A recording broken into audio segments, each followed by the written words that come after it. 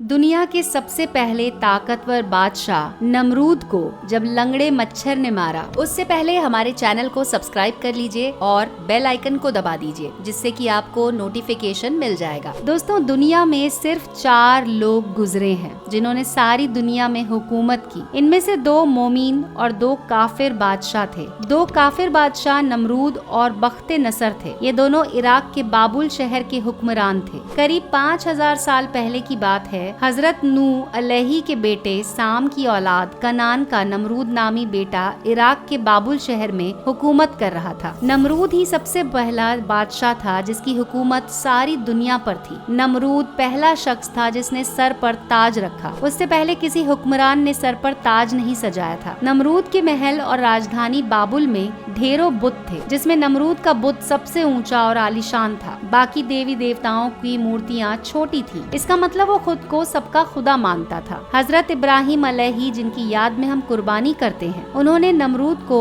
ईमान की दावत दी। नमरूद को बहुत समझाया, उल्टा उसने अपने आप को आग में डलवा दिया। हजरत इब्राहिम अलैहि आग में भी न जले। ये मौजा देखकर भी बाबुल की गुमराह कौम और बदबख्त नमरूद ईमान न ला सके। इस हादसे के बाद इब्राहिम अलैहि ने बाबुल शहर छोड़ दिया। अपने भतीजे लूत अलैहि बीवी सारा के साथ मिस्र हिजरत चले गए। सरकश नमरूद ने सोचा, सारी दुनिया में तो मेरी हुकूमत है, क्यों ना अल्लाह से जंग करके आसमान पर भी कब्जा कर लूं। नमरूद ने बाबुल शहर के बाहर आसमान से बातें करती एक बहुत ऊंची मीनार तामीर करवाई और माज अल्लाह रब्बुल आलमीन को जंग के लिए ललकारा। अल्लाह हर किसी से गुफ्तगू थोड़ी ना करता है। नमरूद ने लोगों को भड़काया, देखो मेरे ललकारने पर भी खुदा ने जंग नहीं की, लिहाजा मैं ही खुदा हूँ। ये देखकर बाबुल की आवाम नमरूद को खुदा मानकर सजदा करने लगी। जंग के लिए ललकारने पर अल्लाह ने नमरूद के महल में फरिश्ते को नसीहत के लिए भेजा। जालिम नमरूद ने नसीहत पर कान न धरे, उल्टा घमंड में आकर अल्लाह और फरिश्तों से जंग का ऐलान करने लगा। फरिश्ते ने उसे 3 दिन की मोहलत दी ताकि नमरूद जंगी साजो सामान इकट्ठा कर सके। 3 दिन बाद नमरूद, जो सारी दुनिया का बादशाह था,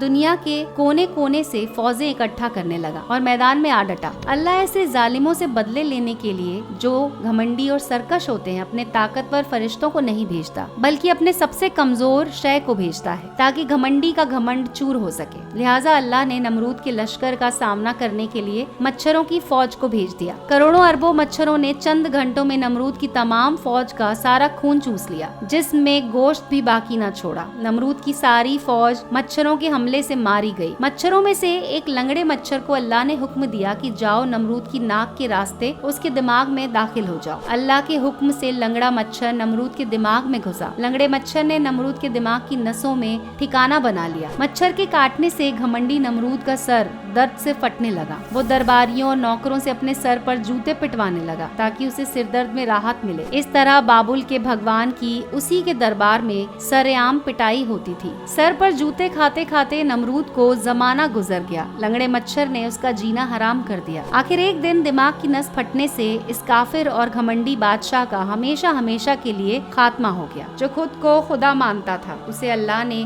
सिर्फ एक मामूली लंगड़े मच्छर से मरवा दिया। अल्लाह जब किसी को हुकूमत देता है तो उसे आवाम का ख्याल रखना चाहिए, उन्हें गुमराही में नहीं डालना चाहिए। हुक्मरान हुकूमत मिलने पर सरकशी और घमंड ना करें, वरना अल्लाह ऐसे सरकश और घमंडी को, चाहे वो सारी दुनिया का सबसे ताकतवर हुक्मरान ही क्यों ना हो, एक मामूली और हकीर मच्छर से भी मरवा सकता है। ऐसे ही और वीडियोस के लिए जुड़े रहें हमारे चैनल के साथ।